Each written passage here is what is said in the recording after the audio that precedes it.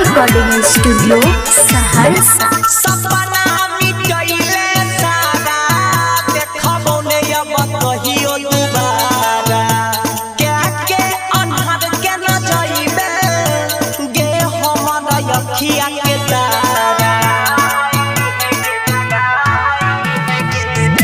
सपना मिटैले सारा देखबो ने अब कहियो दुबारा क्या के अन्हार के न जाइबे गे हमरा अखिया के तारा। केकरा देख के दिनमा कटला केकरा देख के गोतिया गे किया के दिल तोरा नी हमारे दुलोरा से हरा दिल गाई है गे जान।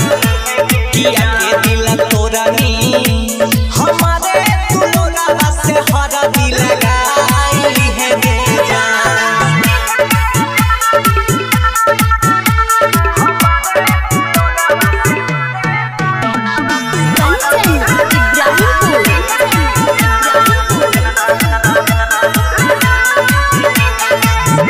लागलौ के दुआरा बाराती धक धक धड़कौ छाती होतौ सिंदूर दान जखनी फट फट लागलौ दाती।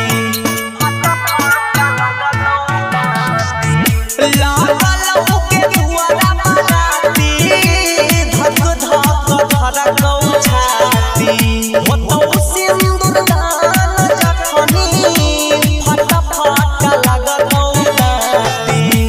कहै छब्बीस सुजितावा रहतौ के न पंकज उदितावा किया के दिल तोरा नी